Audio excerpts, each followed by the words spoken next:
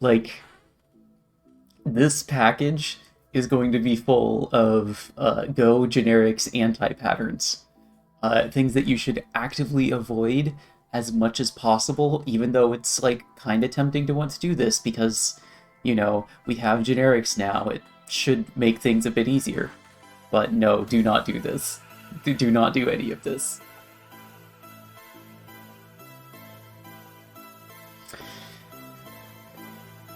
Anyways, it's about time. I'm gonna get started with a type called Q. So, EQ.go. Actually, you know what? Let's write the package documentation first.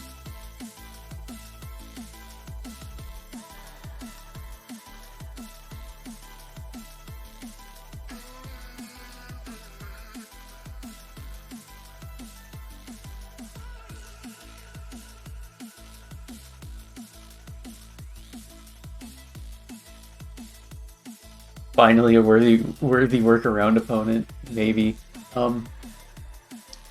Package Gonads is full of Go generics, anti-patterns, and things you should not use in production.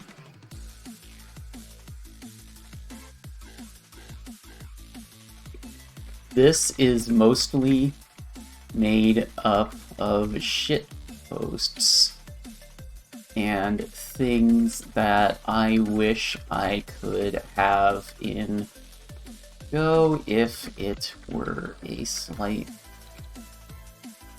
better language. Starts by importing unsafe and reflect. Okay, I'm not going to be doing unsafe and reflect. Okay, so the goal of this is that we should have only safe Go, and as a result of this, you should be able to learn things about Go that you didn't know existed.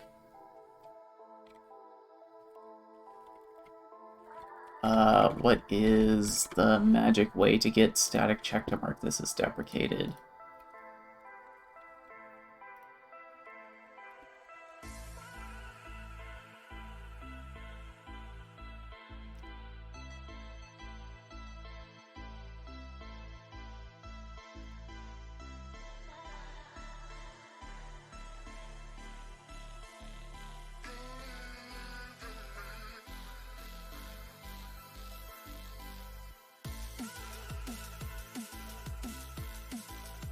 There. Okay, so I have this magic comment here that says deprecated. This is anti-patterns incarnate. Do not use this.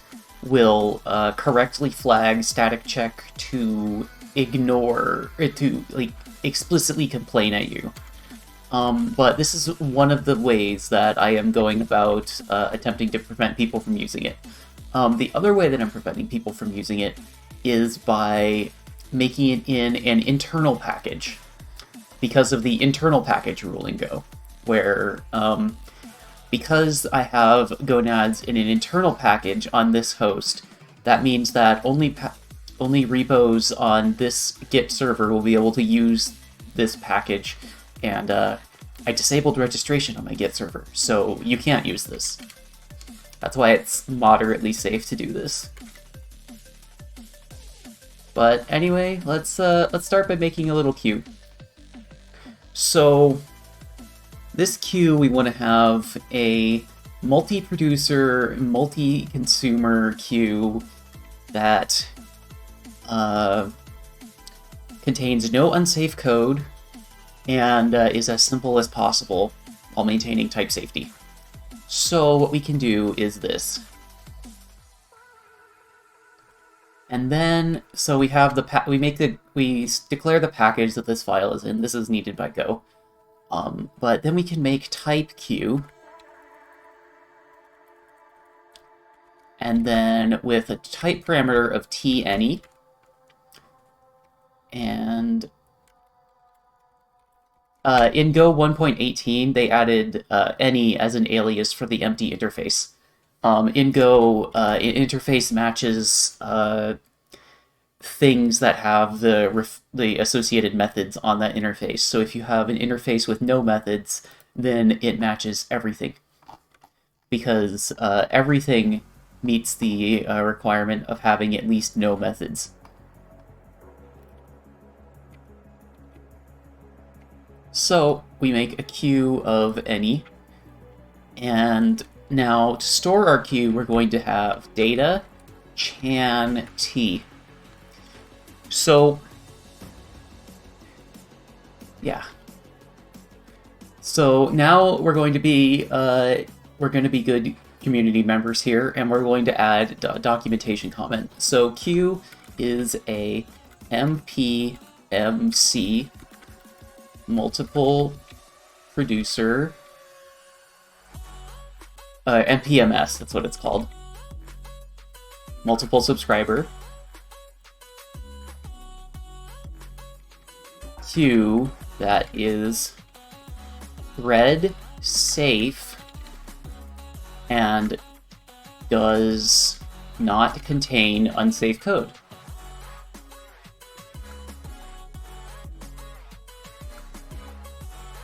The only catch is that the queue has a fixed size, and once the queue is full,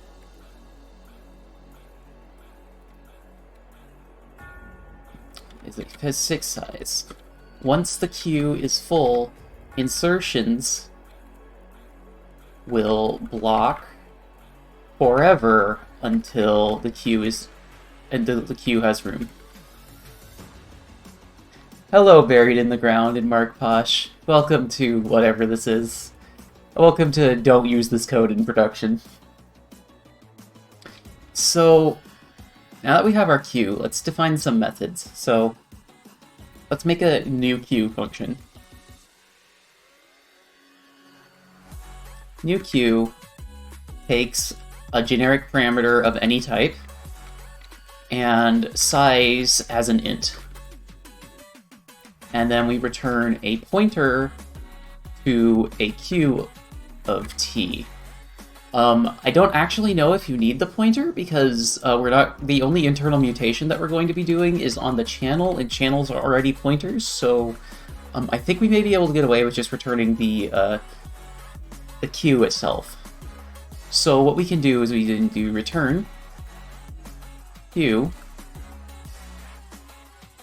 of t, and data equals make chan t size. So again, we're good citizens, so we add some documentation here. New queue creates a new queue instance with the given size.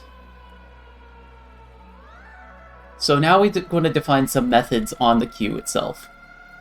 So I'm thinking that we want push and pop. Maybe we could get len too, so that we can see like how long the queue is, or how many things are buffered into the queue. So we have func queue q u e u e. That is a difficult word for us Americans to spell. T push val t, and to push data on here, you want to do q.lsp. Yeah, I want to import that. Okay, so let's see if my yeah. So then push data, and we push val. Quayway? No, I'm not that American, okay?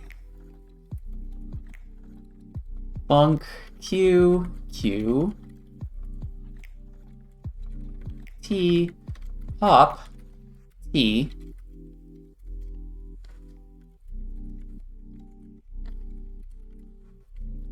and then we have that. So now we're going to be good citizens and add documentation to this. Push a value to the queue. Maybe blocking forever.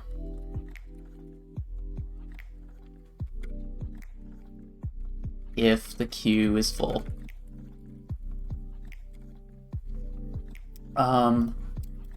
Go get capacity of channel.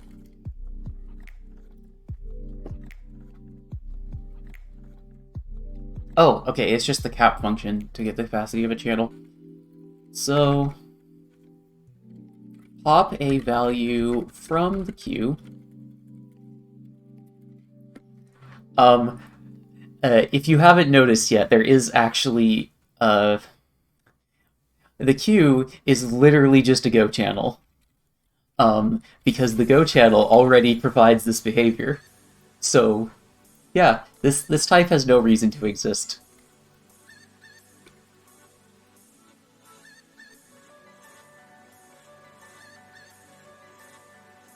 Now, we are also good Go citizens here, somehow. So what we are going to do is we're going to write some tests.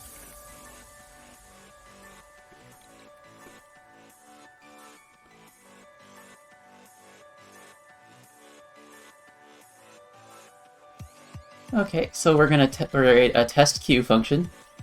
And this test queue function, we're just going to create a new queue of int.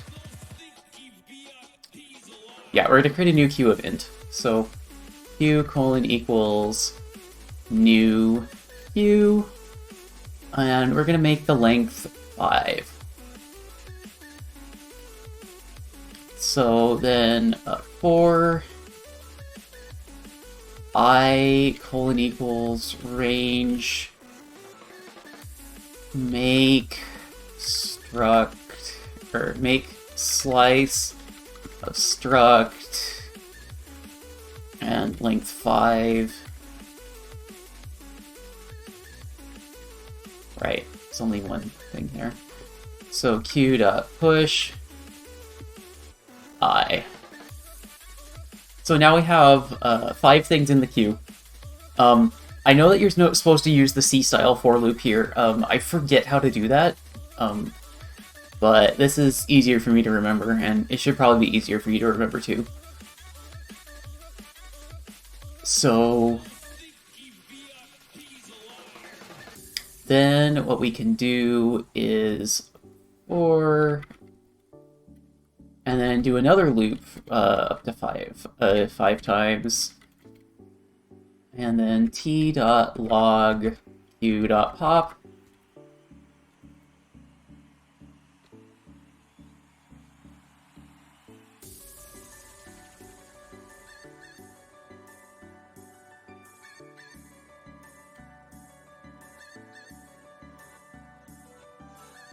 Unexpected comma expecting expression on line 23.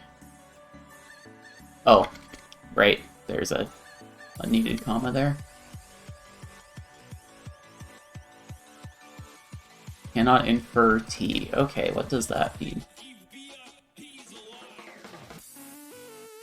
Oh, right. Okay, so when you're doing generics like this, I thought that the type, having the type definition would be able to get it, but so when you do generics like this, you need to apparently, or no, is it there that I put the type? Method must have no type parameters.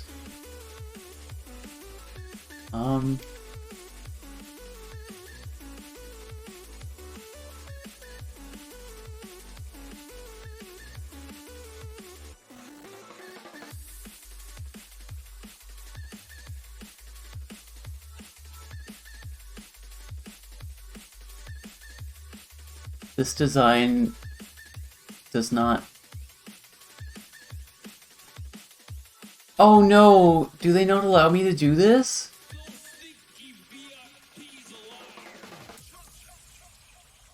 Oh my gosh, they... Okay, so, hold on, let me pull up my, the copy of Edge that you can see. So, this is no parameterized methods.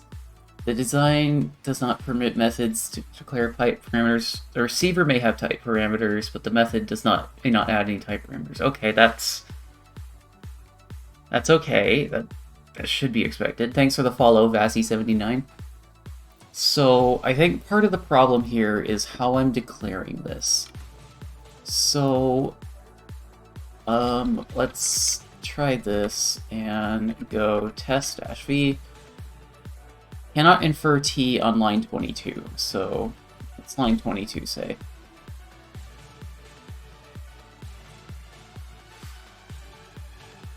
Oh, it can't infer t there?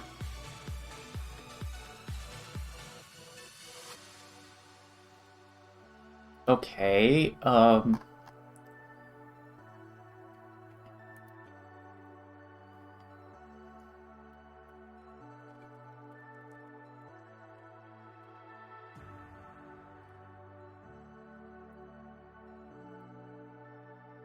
okay, so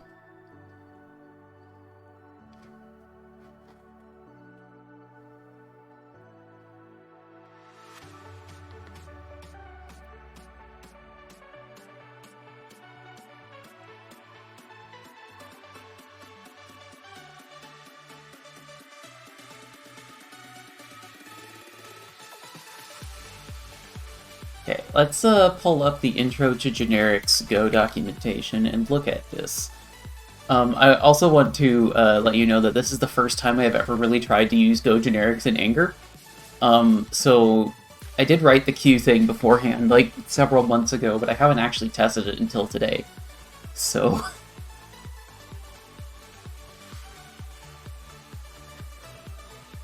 okay.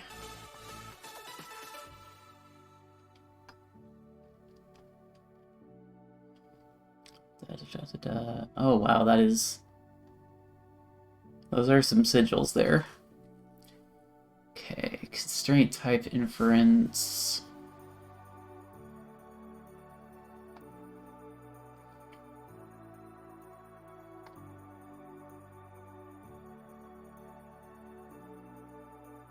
Type inference in practice.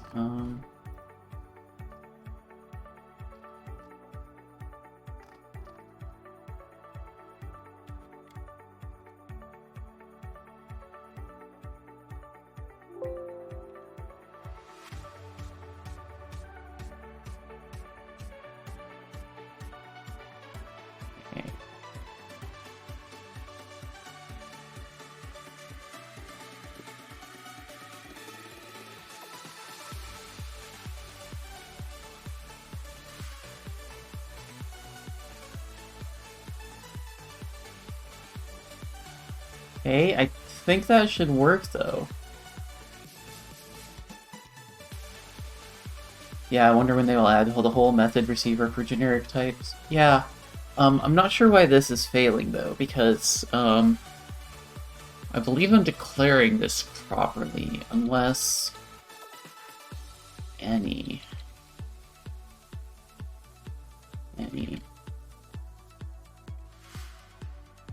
Unexpected any, expecting that. Okay, func.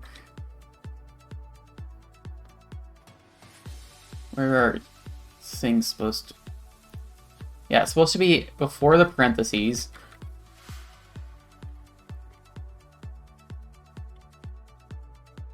Cannot infer t. Why the heck not? That should be inferable.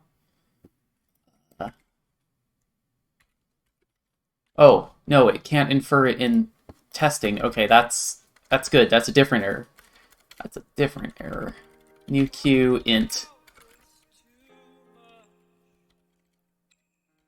Import testing.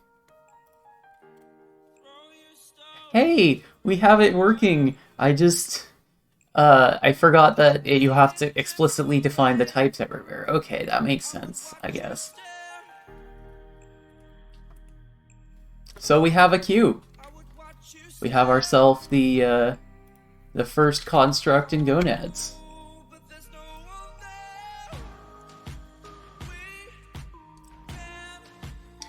So, the fact that you can't use type parameters in there is kind of annoying. What about returning an error when pop is called and the channel is empty? Well, I guess it's not really an error per se, but... So, the main problem here is that, given that we don't have any type constraints on here, this could be anything. So...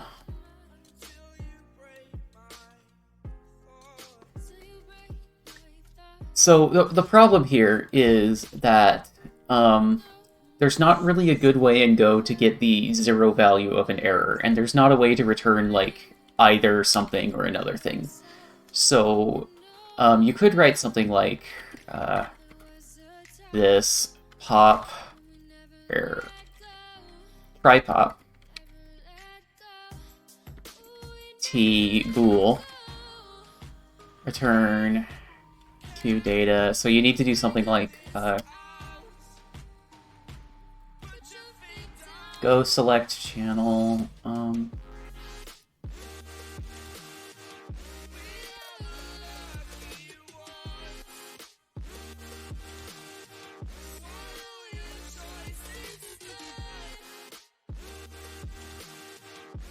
So you could do this, and then you could return like val true, and then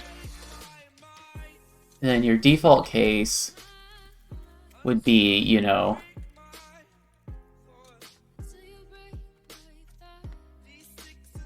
zero false. But the problem is that this zero here needs to be a value, and you know, you could do nil, I think, but that won't work either, because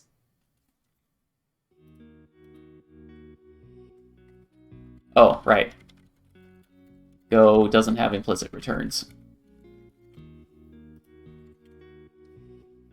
Yeah, can't use nil as t value in return statement. Yeah, we don't have enough constraints to be able to say what the zero value of this type is. Now, we could add constraints to do that, but that would potentially limit the usefulness of this queue. Return any.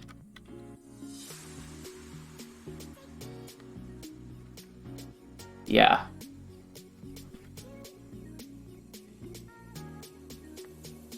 Instead, what would be an even more pro-gamer move would be to do this. So we take a context in as an argument.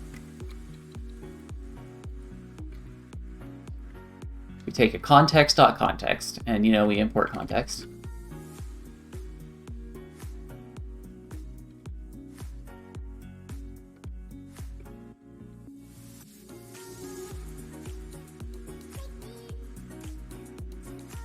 And then the case val there. And we could also have case tx.done. Panic.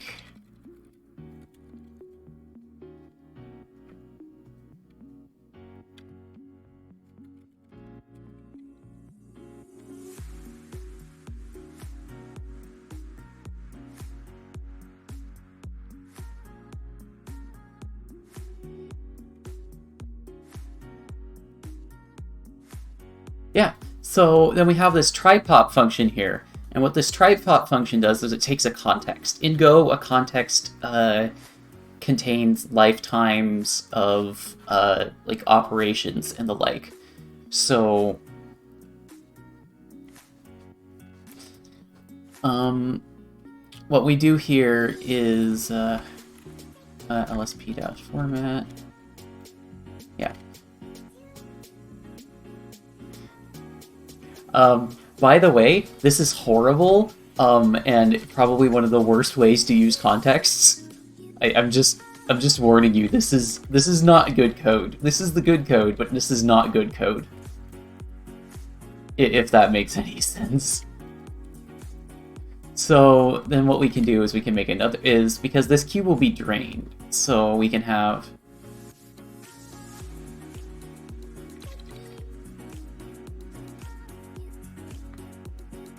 defer funk. How do you recover from a panic? So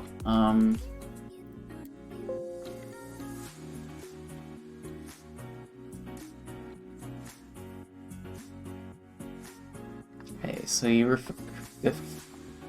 recover from a panic by doing if r colon equals recover,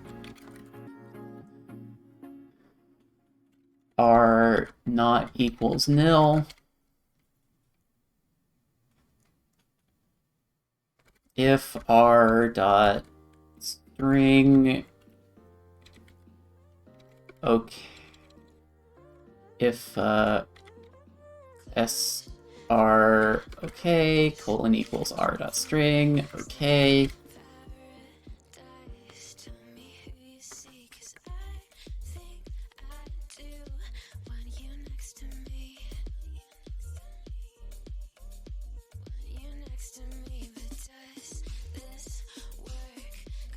Then return here, and then otherwise we panic R. This does throw away the stack there, but that feeling when you call cancel and all of a sudden some queue somewhere panics your program. Yeah, this is not supposed to be good code. This is bad code. So then we do ctx cancel colon equal, or no, ctx underscore, because we're going to ignore the cancel here. This is also bad, don't do this.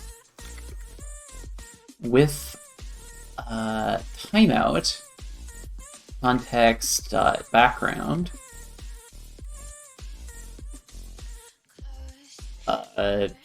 100 times time dot millisecond, and then what we do is q dot tripop context. Now, if tripop fails, then this test should pass. This is cursed. Oh, yes, it did work. Cool. So yeah, we have a queue here, and this queue, we can try to pop from it, and it might fail, but if we,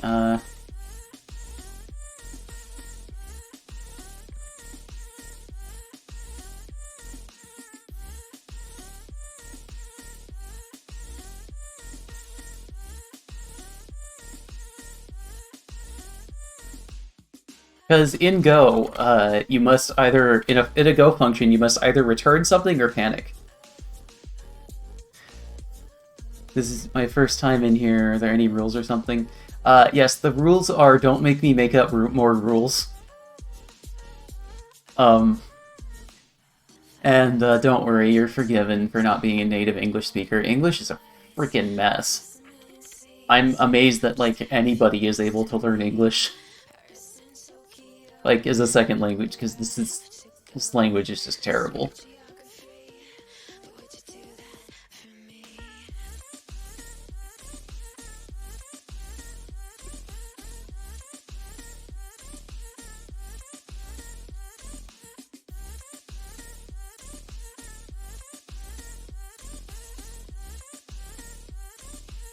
Okay, let's push this to the cloud. Actually, no, I can't call this the cloud, because the cloud is someone else's computer, and I'm pushing it to my own computer. Oh no, I'm a bad Go citizen. I forgot to give documentation for tripop. Okay, we're gonna have to do it, I guess.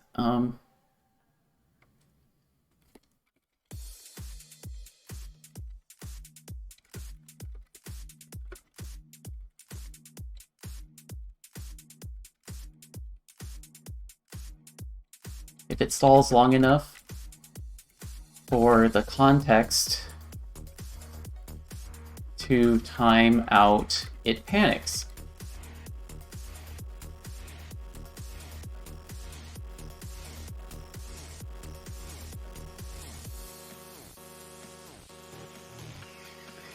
Remember, this is not good code. Don't use this.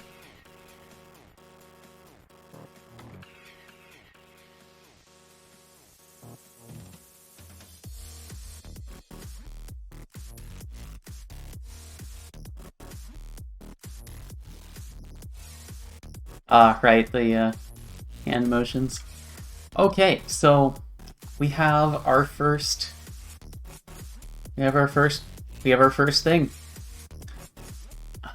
Did I write option somewhere?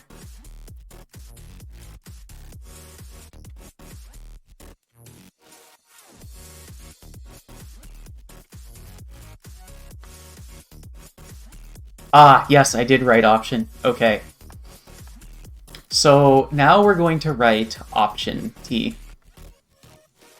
So in other languages like Rust and Haskell, there's usually a container called option, or maybe. And what's special about this container is that it has the superposition of having a value or not having a value. And in this case, we're going to implement it in Go. So we have package gonads here. I'm going to save. Our language server is on so that we have Super Go for powers.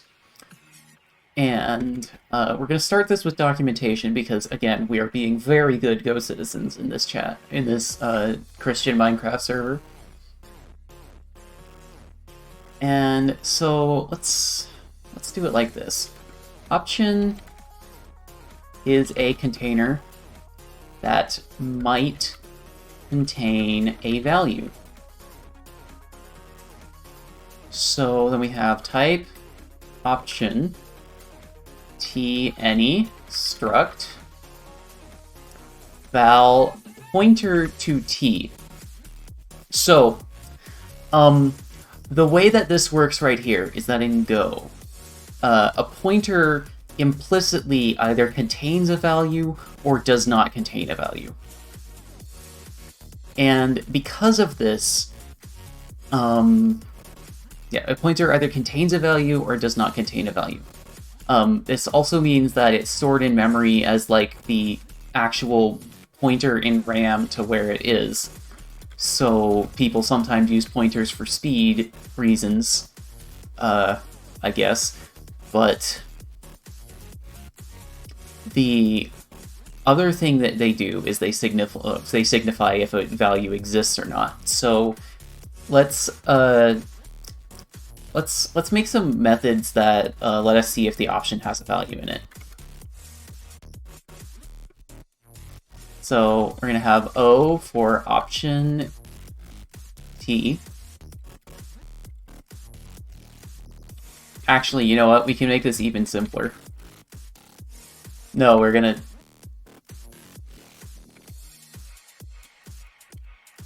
Oh, no. Okay. I'm going to copy this out of my notes.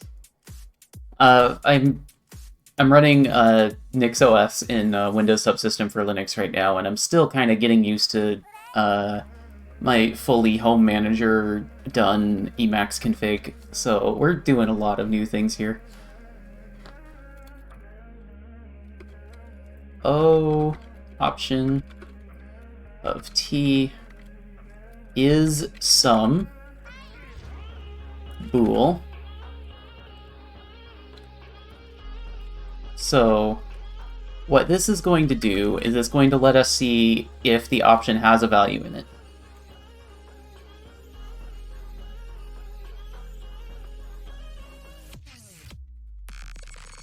Is some returns true if the option has some value in it.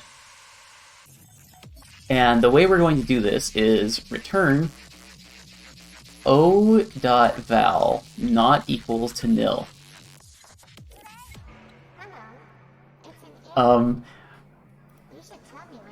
Yes, and that's how we do is sums. But now we also need the inverse function, is none. Is none returns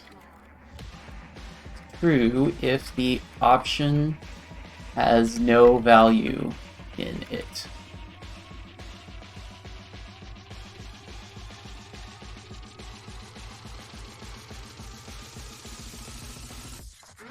And now, is none is the opposite of is some, so what we can do is this. We can return not o.isSum.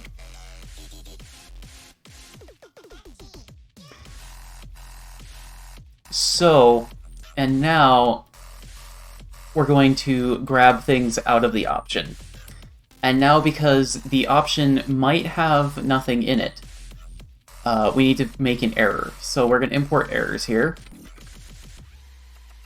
And then var error option is none equals errors.new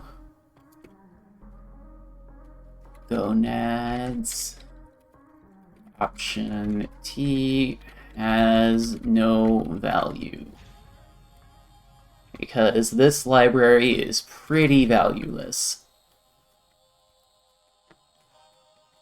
Then we can take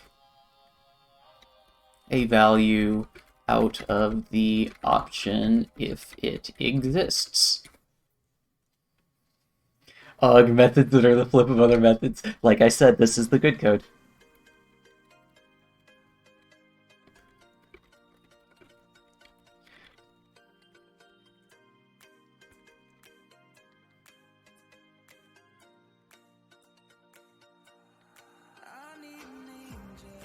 So then we do if o.isNone. Ah, right. We need to have a pointer here because so the reason we need to have a pointer here is that we need to, because of how Go works, we need to have something to return in every branch. But because we can't know what any is, then what we're going to have to do here is return nil, error option is none. For those of you playing the home game, yes, this does mean that option is a monoid.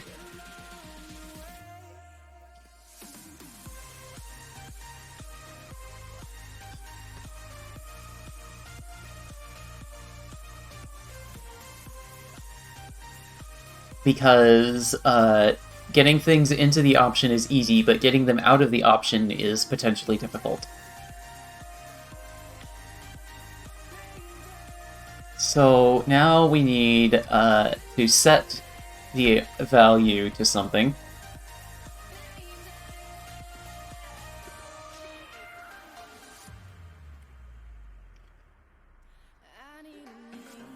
And because we're going to be modifying the option, we need to take a pointer to this. This lets us get a mutable view on the option.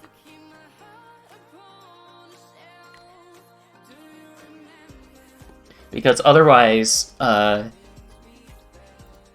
with every single one of these methods, because they're not using pointers, this means that the compiler returns a copy of the option every time. In practice, this is not an issue, but this does mean that when you're mutating something within a receiver, if you don't set a pointer, then the mutations will just go away at the end of the function. So, in effect, you can say that doing a non-pointer receiver is an immutable function, and a pointer receiver is a mutable function, but that doesn't cover interior mutability or a whole bunch of other stuff. So, to keep things simple, we're just going to say this is mutating the option itself, not the value in the option, but just the option. And then o.val equals val. Now we can make a new option.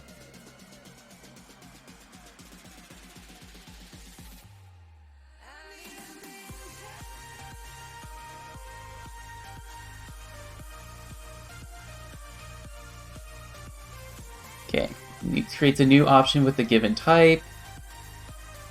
All options start out as nil.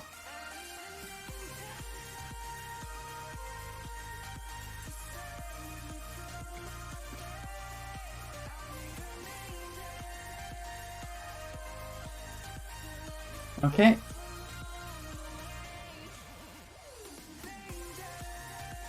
T any option T. So then we can just say, because one of the methods does have a mutating factor, I'm going to return a pointer to an option here. So I can just say return and option T and an open and close curly brace here. I do the open and close curly brace here because this will tell the Go compiler to automatically insert 0 values for everything. And in the case of the pointer, this type right here, the only thing we have in here is this val pointer to anything. And the default for the 0 value for a pointer is nil. So now that we have this, let's write some tests. So package gonads import testing func test option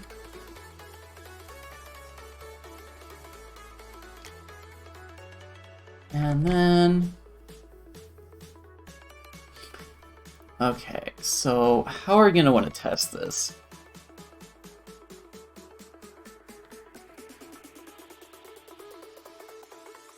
Okay, I'm gonna move my tests over here so that I can swap between these two windows easier. Apparently my Emacs config doesn't let me click around to do things. I'll fix that later, but for now we're just gonna use tmax tains here. So let's make a new option and try to get a value out of it and see if that fails. So O : equals new option of, let's say it's a string, right? And then we have underscore error : equals O dot take. If error not equals nil, or if error equals nil, then T dot fatal F.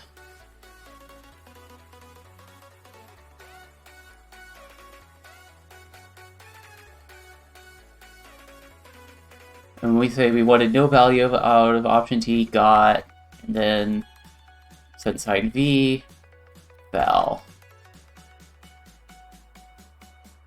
So what this invariant is testing is that we're creating a new option that should have nothing in it.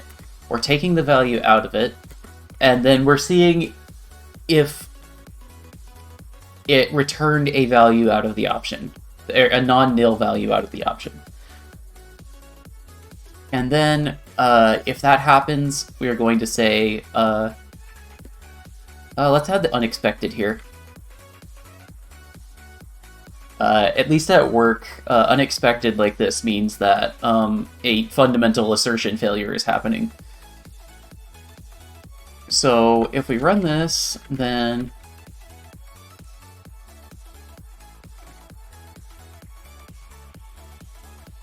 new option. Did I misspell option? No, I did not. Okay. Oh. Because I did not quote the import. Yes, okay, so this works as we expect. So then we have o.set to hello, friendos. Right? And then we run into... Wait. No, okay, so the set function is wrong here.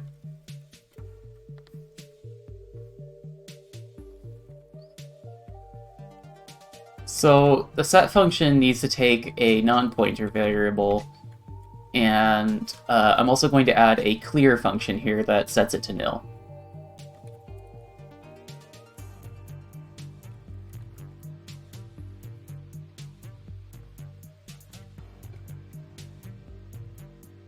Clear removes a value from an option.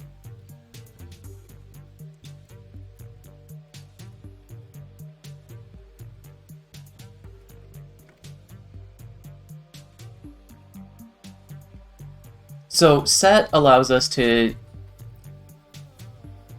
assign a value to the option, and clear allows us to remove the value from an option.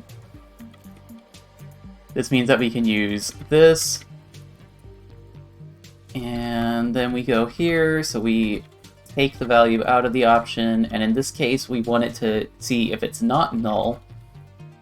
So then we check that error there, and because we don't care about what value is in the option, we can do that, and then we can clear the option, and if O dot is sum, T dot fatal,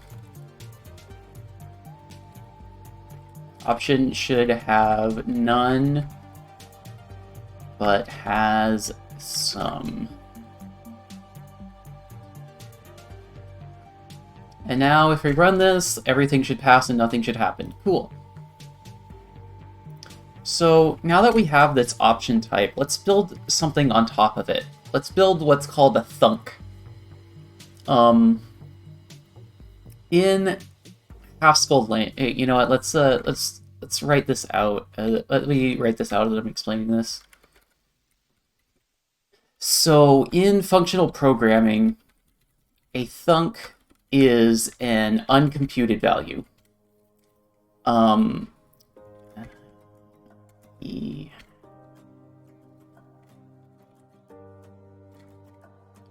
So basically what we can have is we have like let foo equals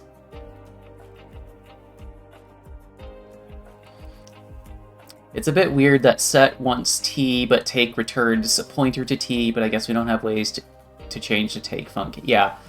Go doesn't really have a good way to get like a 0 value of a type. Otherwise, that would be a really great thing to use here. So let's say we have a JavaScript function, right? When it takes, you know, let's call it add. Is x, y, and it does x plus y, right? So this is one way to write the function. However, we can also write it in what's called a curried method by doing this. Let add cur equals x, and then y, and then x plus y. This also lets us, so then normally you would do things like console.log, you know, add to, or, and then when you want to call add cur, you don't just call it with 2 and 2 directly. What you do is you call 2, and then you call the function that it returns with 2. So then you get 2 plus 2 equals 4. This also means that you could do things like let add 2 equals add cur 2. And that returns basically y 2 plus y, right?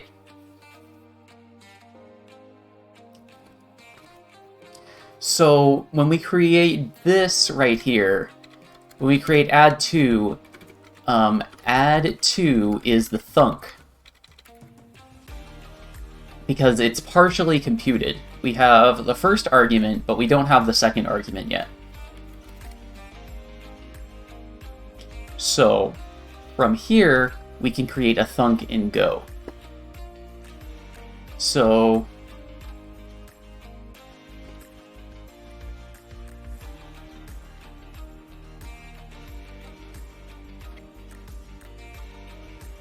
what we have here is we have two parts to this, right? we have the option, which is going to be the thing that we're storing the thunk in, because the thunk may not have been computed yet.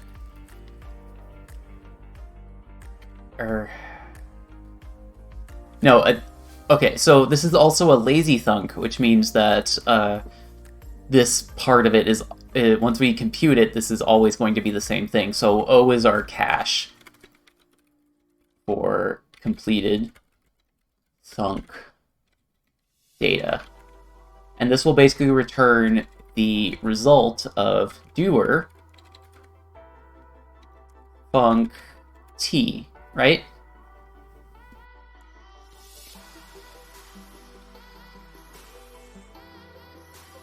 And our doer is our action that we're thunking. So then we have a function. Let's call it force. We can force a value out of a thunk.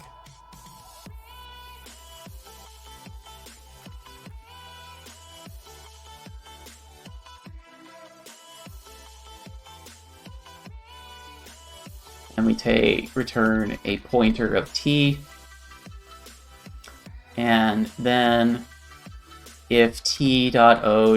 is sum,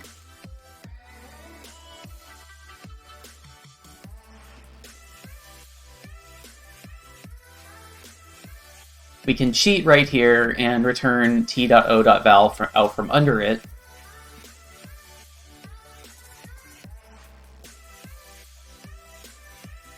And then, actually, because we're cheating and returning things out from under it, we can dereference that pointer and return it as like a value directly. And then we can also t.o.val or t.o.set t.doer. And return star t.o.val, right?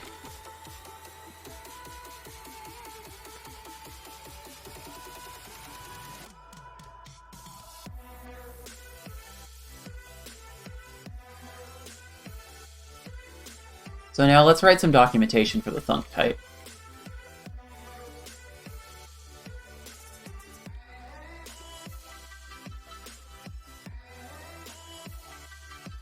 This thunk is also lazy because it will always return, it will only run the underlying thunked action once and then return the result of that action, caching it for further use. Oh my god, I have a horrible idea. I'm going to use this for calculating Fibonacci numbers. Oh my gosh, this is so horrible. Okay, so the reason why this idea is horrible is because Fibonacci numbers have a big O of n squared complexity unless you have some way to cache the intermediate results. Because then, you know, it basically becomes big O of 1. Oh my god, okay, we're doing this. We're doing the Fibonacci sequence with thunking. Force evaluates a thunk's action if it needs to, otherwise it returns the previously evaluated result.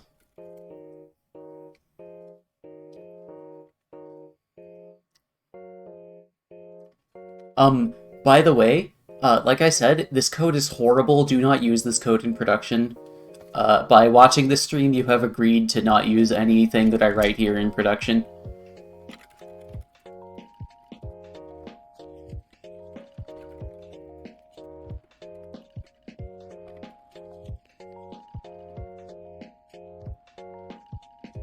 Like, people using this stuff in production is actually kind of a genuine worry to me, because this is a bunch of shitposts.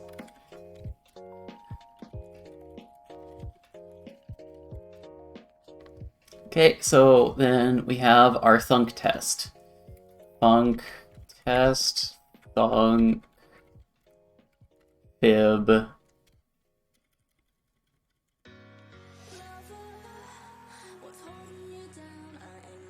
I looked at the type parameters proposal, and for the problem about the generic 0 value, a possible workaround suggested is...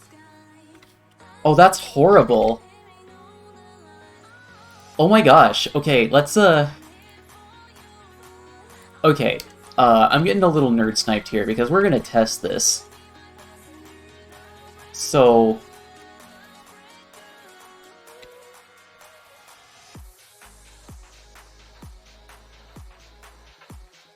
But there are issues open. You know what? Let's, var 0t. I guess that would work, yeah. It's, like, very unergonomic, but yeah.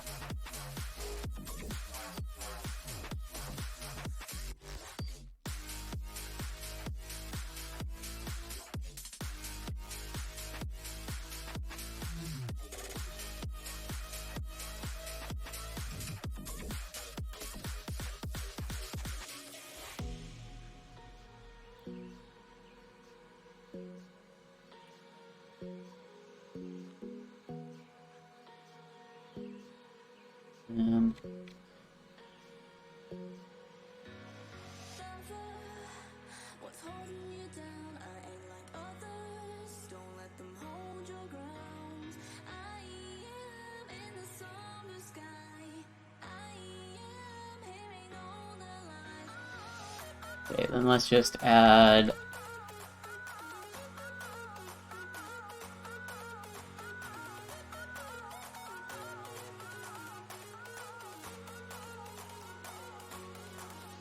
Add to is a thunk that that contains a partially applied add cur invocation. There we go.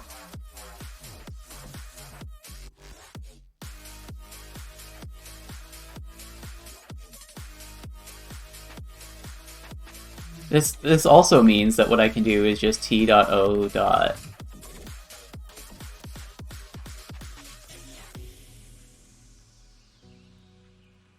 result error :equals t.o.take. Or, you know what? We're going to add a option method called yank, which will panic, which is like the equivalent of a Rust unwrap, and this will panic if there's nothing in it. So,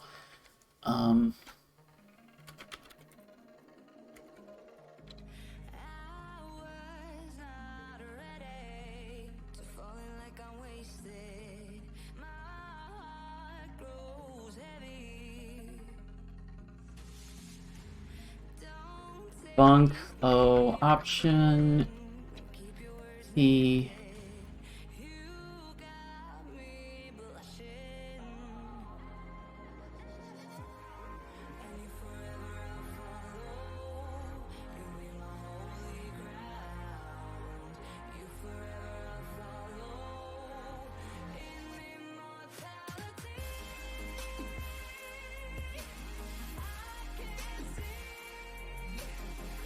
So if you try to do that, it'll, yeah, okay, so then we do if o dot none.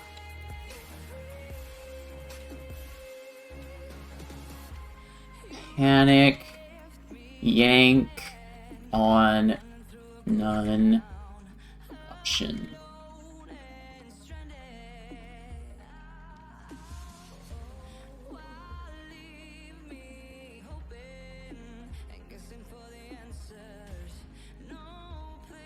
Return t.o.yank.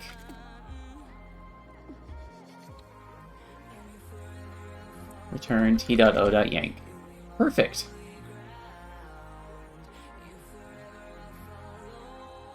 Okay, so now to figure out how to write this frickin' Fibonacci example.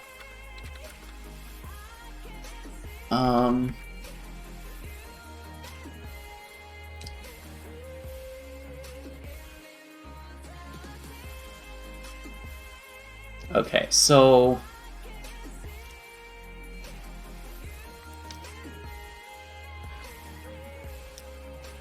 Also a terrible idea. Option.map doer func t that doesn't run the doer if the option is none. Yeah, say W, I think I might do that, but first I want to implement this horrible Fibonacci thing because this is such a horrible idea that I kind of want to do it. But I have to take a quick break, so I'll be right back. I'm just going to hit the ad break button. Be right back. Sorry about that. Sorry about this.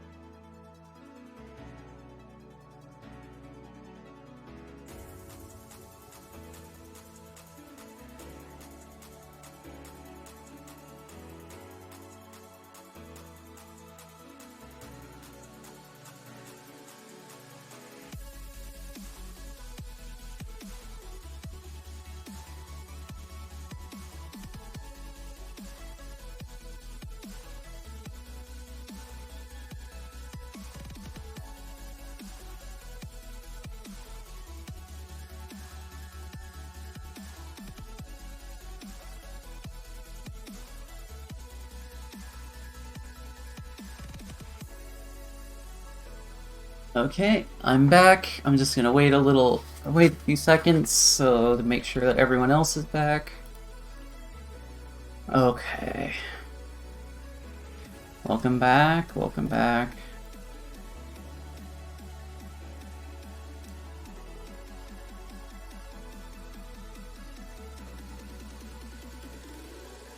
So, when we're thinking about Fibonacci numbers, let's start with like writing a simple Fibonacci example.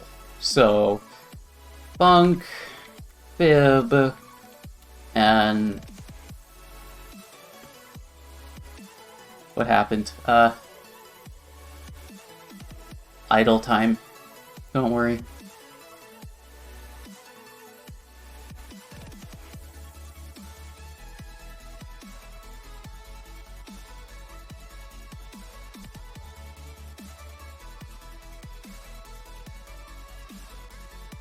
So, we can think about this function as basically, like, it takes in an int and it returns an int, right? So, if n is less than or equal to 1, then we want to return n. Because the 0th Fibonacci number is 0, and the first Fibonacci number is 1. So otherwise, what we can do is return fib n minus 1, 1, and then plus fib n minus 2, right?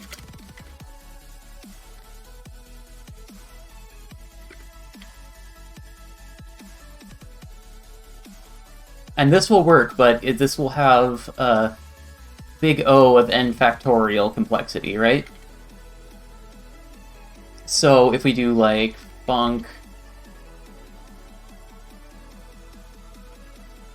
test recursive Fibonacci, and then we make a test right here, and we're just gonna say, you know, like or t.log fib 30, I don't know. And then if we go over here and go test-v-run fib, we see it runs in 0.0 seconds. Oh my gosh, okay. Let's do something that will actually take some time. Let's try 300.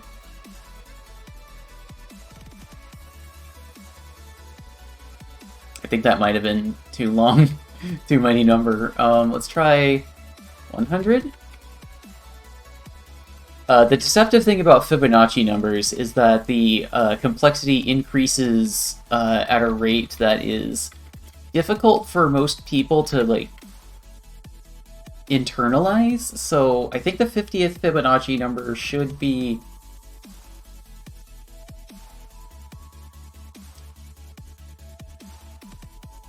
many operations.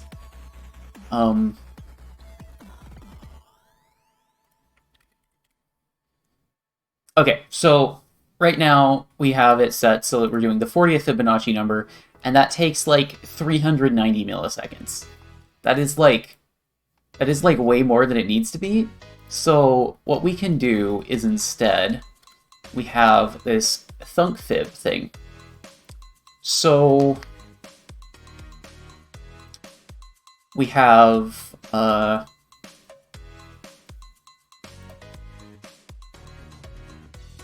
yeah, a 0 thunk should be fine here. So then we have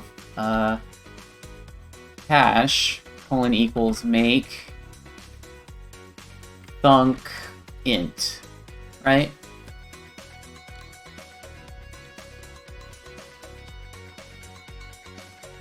We make a slice of int thunks that is 40 long.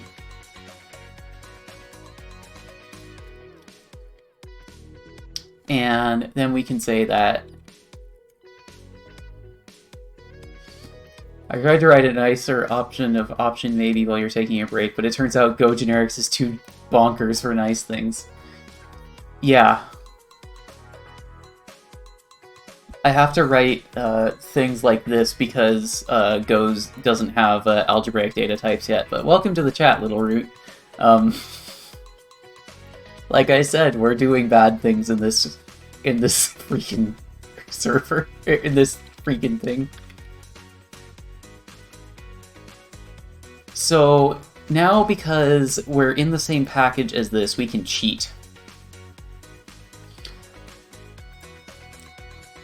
And we can make the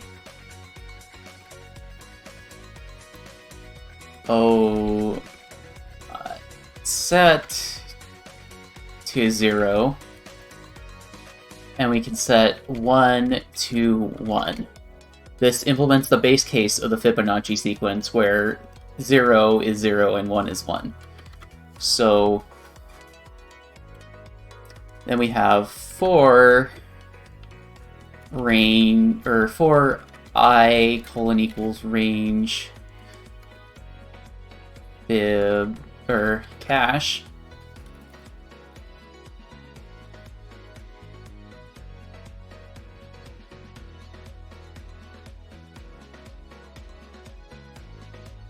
So now we're going to have our Fibonacci function here be func and int returns int,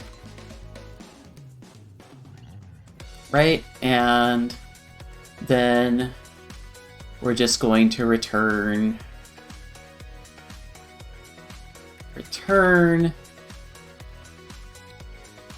hash n minus 1 force plus hash n minus 2 dot force, right? And then we're gonna have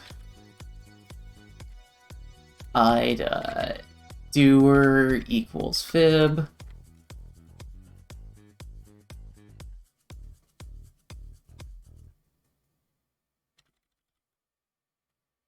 Okay, so because our thing doesn't take any arguments, what we're going to need to do is we're going to need to add another level of functions here. And we're going to have to make this a thunked action. So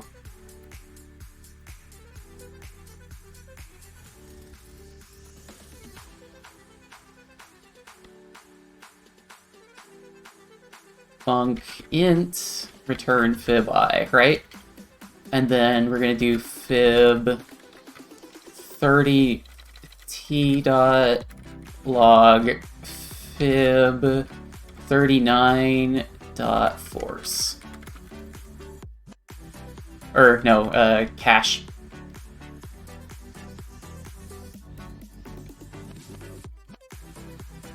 For the record, I have no idea if this is gonna work. Oh my god, did we hit a stack overflow? We hit a stack overflow! Okay, let's make this a bit smaller.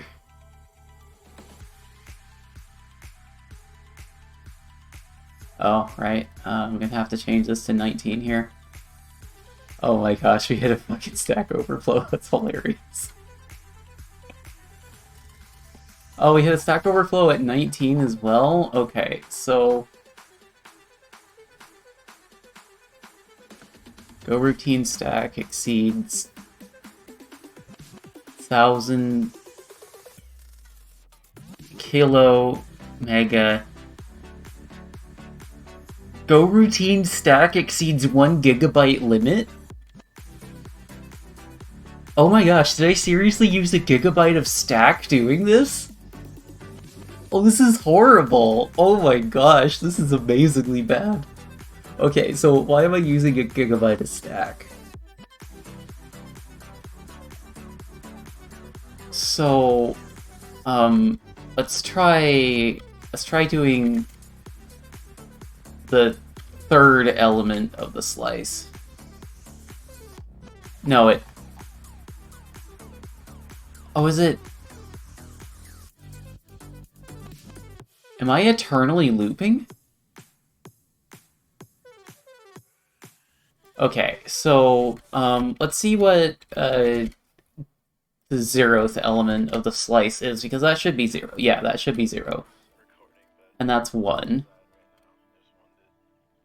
And that's 1, okay. So... Nobody believed in me. I always had myself, whatever you see in me. I never had much help, but you came along and you proved me wrong. Somebody is on my side. I fell in love at a crazy time. Okay, let's add this. Let's add this thing right here so we can see how many times it's attempting to run this. Oh, okay, it's basically like running it in a loop over and over. Why is that the case?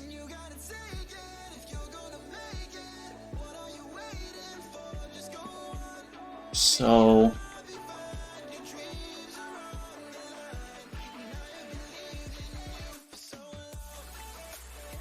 p.log f %, hash v hash t.log. Okay, so we're gonna printf debug this thing.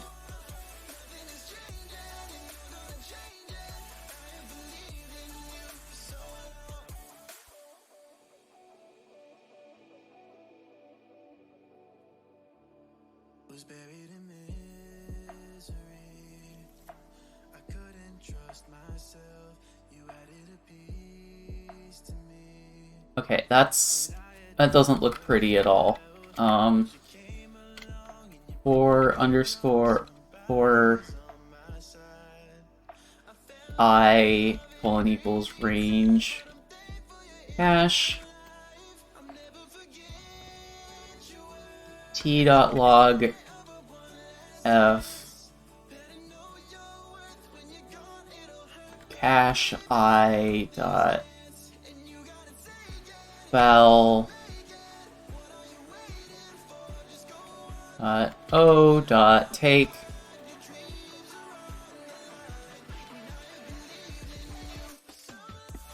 right. We log this.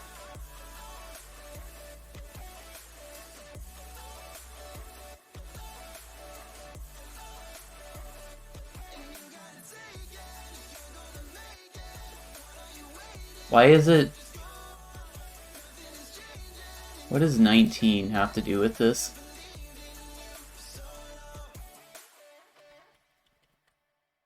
Okay, but why is this looping though? Because this should return 1 and this should return 0, right? Oh. Okay, so the bug here is that I was always, or no, okay, so t.o.set t.doer. Okay, so the doer,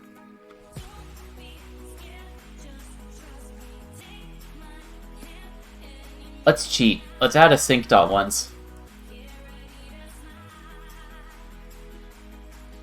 Okay, so a sync.once in Go is a thing that basically allows you to run a function only once.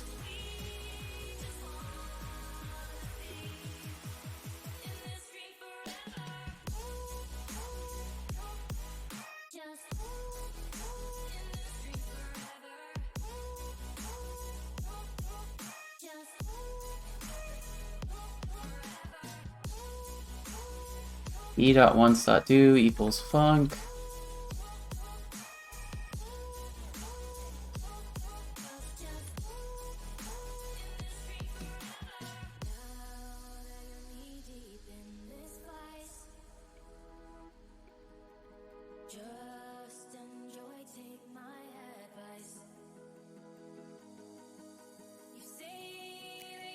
Can't assign to t.once.do. You can't? I thought that was how you did it. Oh, t.once.do is the function that you call, okay. Shows you how much I've used this thing.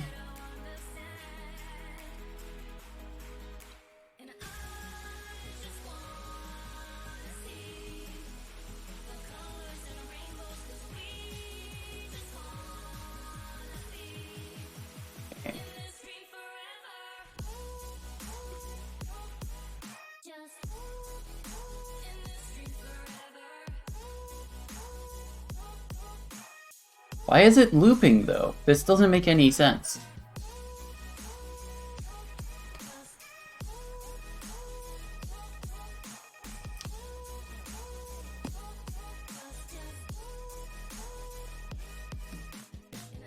Oh.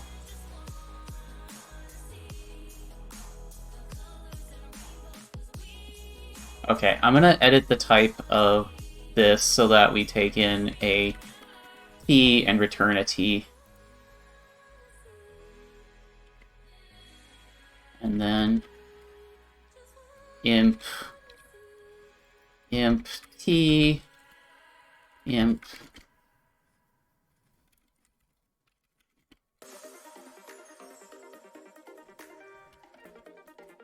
format the buffer, get rid of the sync.once, get rid of this import.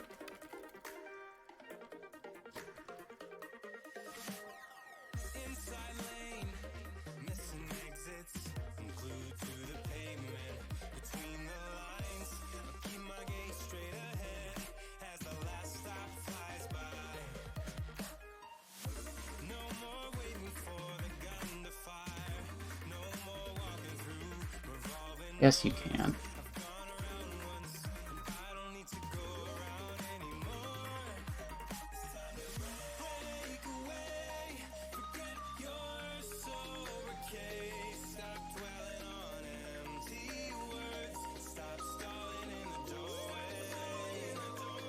Force n -1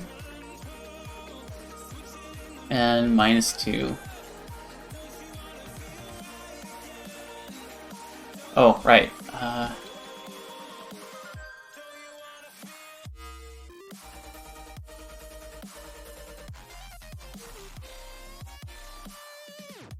Awesome. So now we can remove this and can add 19 here. And that should... Yeah. Okay, so now we can make this match the other one.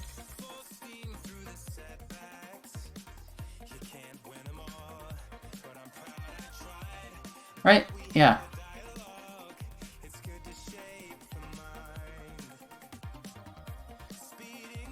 And we can see that not only do we get the wrong answer, we get it a lot slower too, because that's the power of thunks. We are able to successfully have created something that is both more complicated and slow than the naive recursive solution, which I think is beautiful. Yeah, look, see, we get the same answer, but worse. It's great. I love this so much.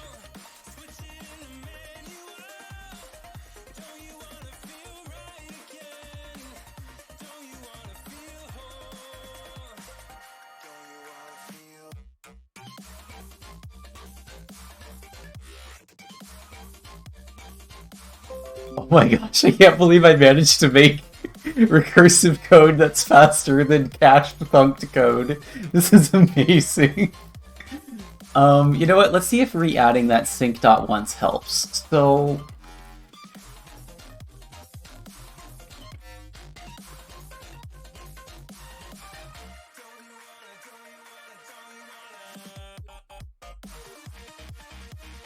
once, sync.once, and...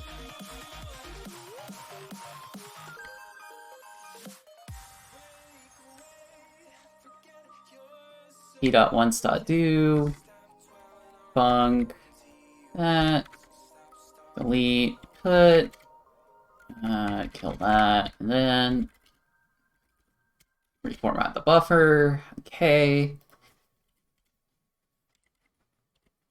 And let's rerun this test.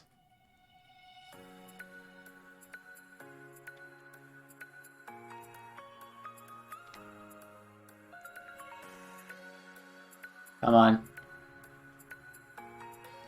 I made it even slower. Oh my god. It made it even slower somehow. How did I do that?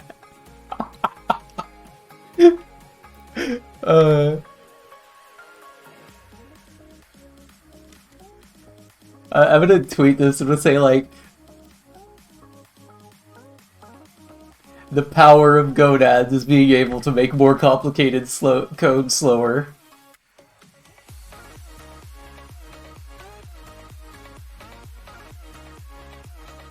This is the power of the gonads thunk type.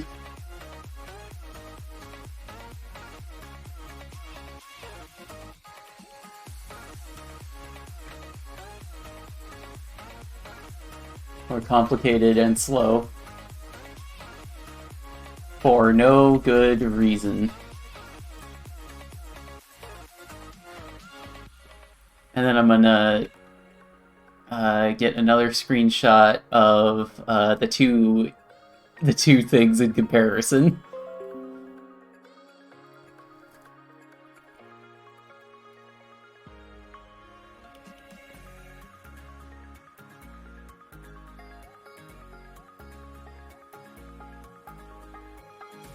There. Oh my gosh, this is so horrible. Thanks for the follow, Sekelos. Or Sekelos? I'm not sure how to say that. And yeah, this is This is the good code. This is the very good code.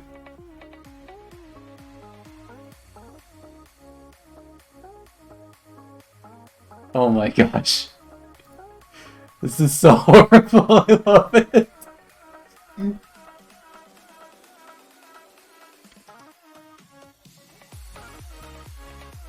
Yeah, this is the power of gonads. Why would you have simple code when you can have complicated code?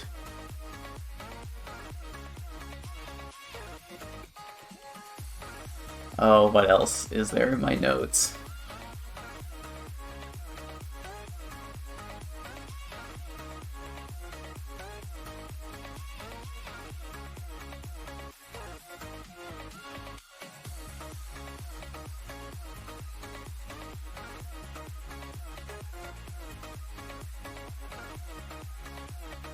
I have to search for my notes in other chat rooms.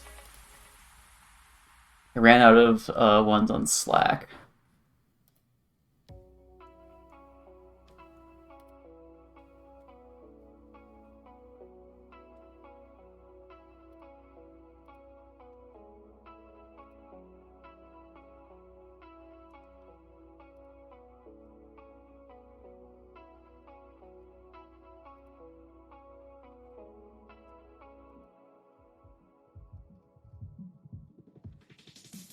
Oh, okay. There's another thing that I wrote a while ago called Maybe Doer. We're going to take Maybe Doer and turn it into Gonads code.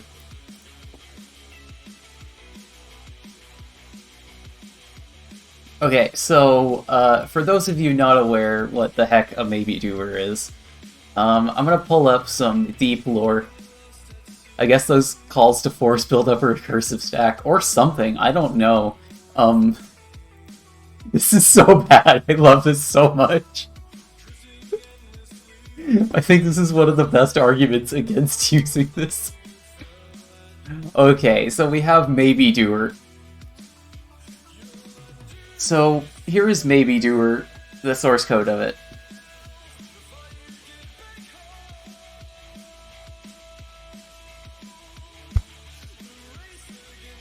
You know, now that I think about it, I'm not sure that this code actually does, like...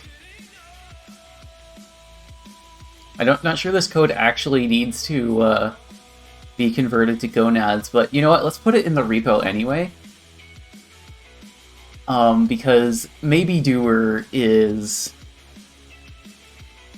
a beautiful, beautiful thing.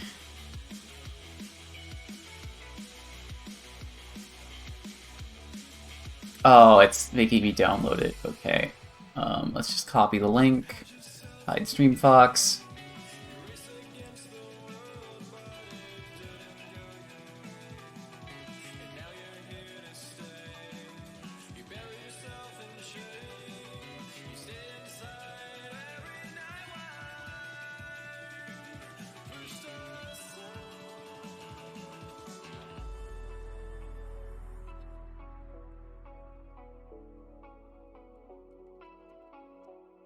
Oh wow, I actually did document this.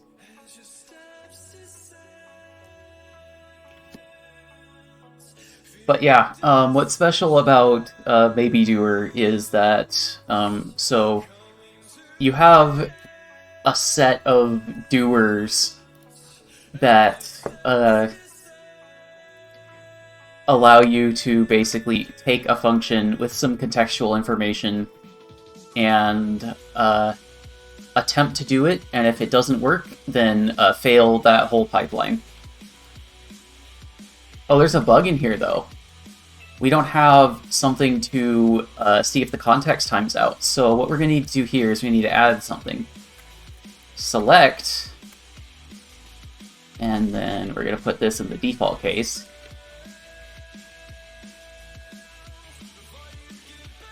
Now, case get c.tx.done,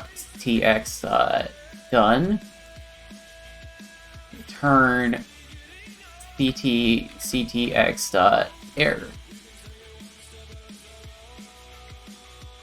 And we format the buffer, and there, we have fixed a bug in Maybe Doer. because now this will correctly pass a context timeout error up the stack.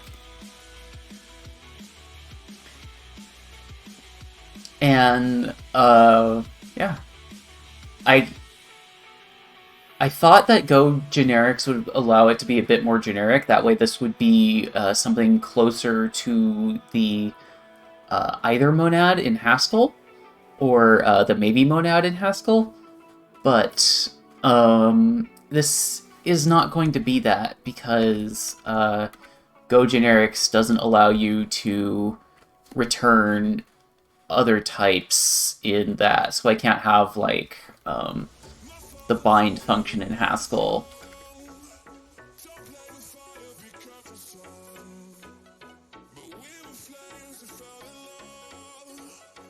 Which I'm going to just download the Haskell interpreter really quickly so I can show you what I mean by this.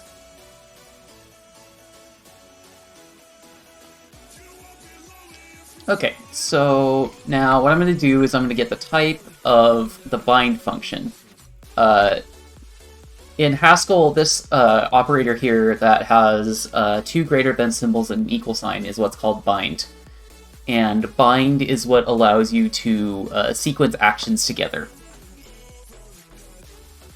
So we can see in the type here that we have the name of this function, which is bind, has type with m being constrained to being a monad m, which means that m is an instance of monad.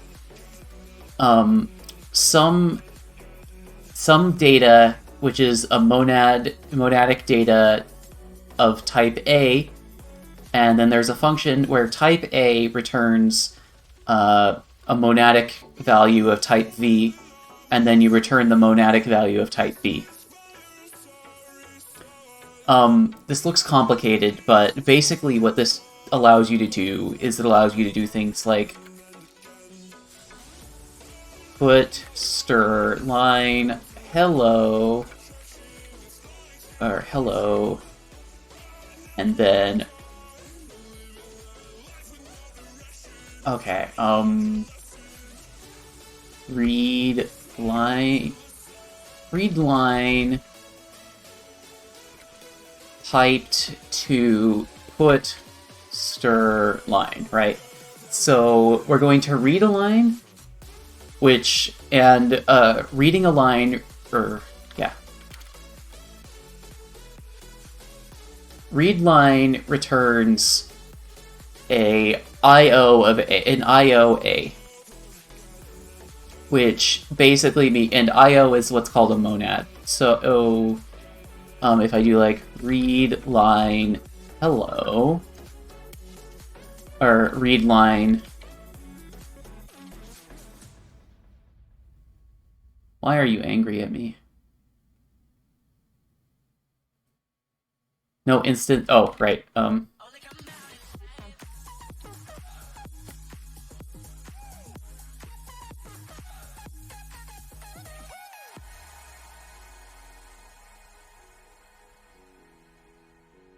read line.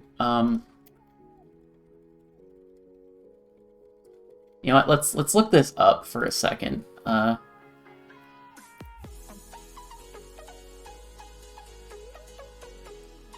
Oh, I want get line.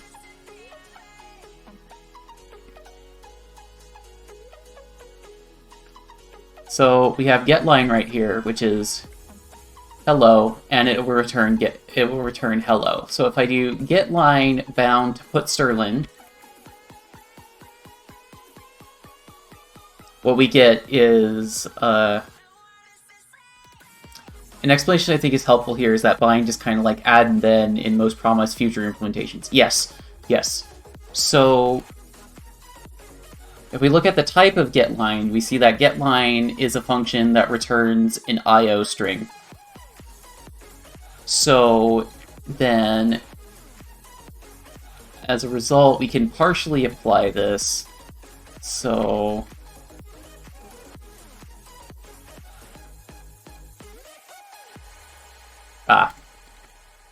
yeah. So by default, we have the bind function, which takes that. So if we partially apply it with getLine, we see that we already have this first argument, the MA there. And then when we constrain it with getLine, that means that the type of getLine, which is string to IOB, IOB. And then if we do this with putstrlen, we can see that we just have a complete IO action. So if we do that, then we have hi printing hi. You see, simple code. Simple code. And that's basically a lot what this does. A lot of the times in Haskell, monad is a bit more generic than, you know, just something that might fail. It could also be, you know, something that might not totally be done yet, or something else. But yeah, that's, we added Maybe Doer to this, and Maybe Doer is a good library.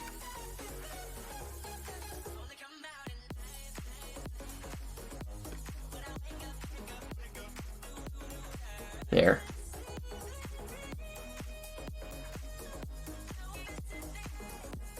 Now, does this actually load in godoc.org?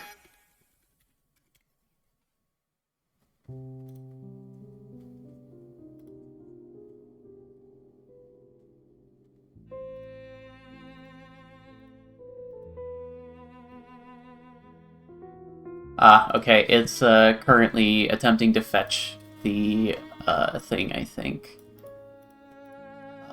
So...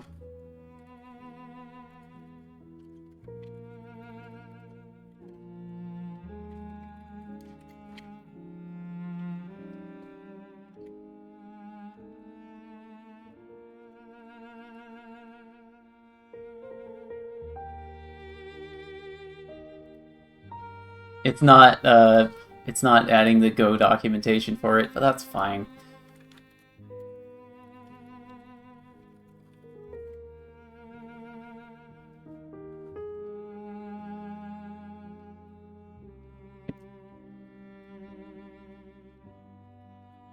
How does Go doc work? Oh yeah, dash all. Yep. And we have gonads.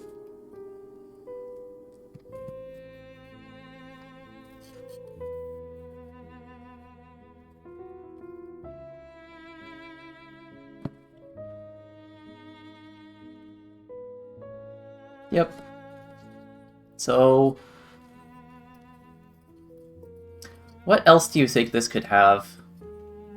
I'm kind of out of ideas at this exact moment for things that we could add to this. When I did write this, the Q package initially as a shitpost in Discord, I did make a resizable implementation of the queue that would allow you to drain the queue into another channel, so that if you started out with a channel that was with a queue that was only like 12 long, and you actually needed a queue that was like 50 billion long, you know, you could just do that. But we don't do that. We didn't do that today. I think that in practice, it's not actually as required as you think it is.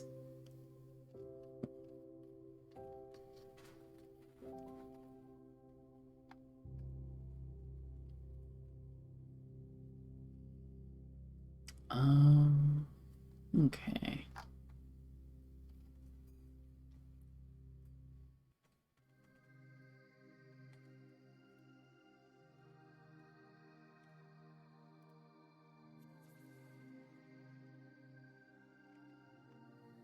Is there anything else in that scroll back?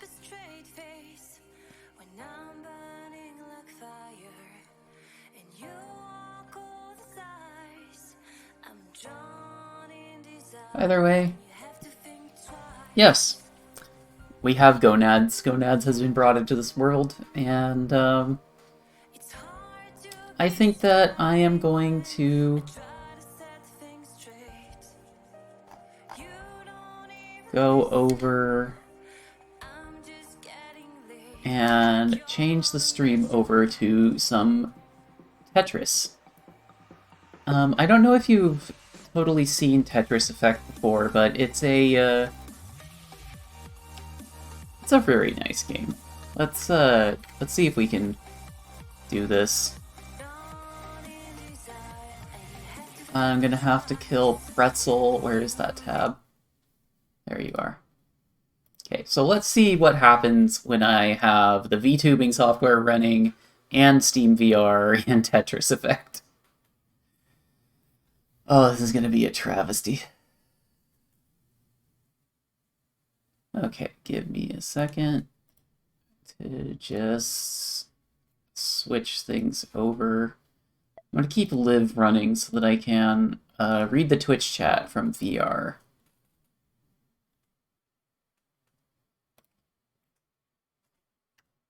And taking off my headphones. Gonna pop on the VR headset. And let's see how it reacts. Oh, it's actually still able to somewhat find my face. That's awesome. So I'm gonna need to show my gamepad. Start up Tetris. If someone could say something in the chat so I can be sure that's working, that would be nice.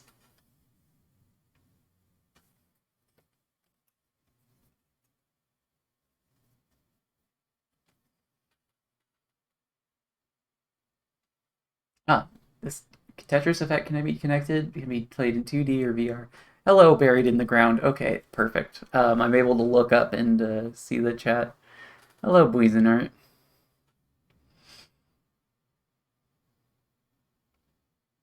Now,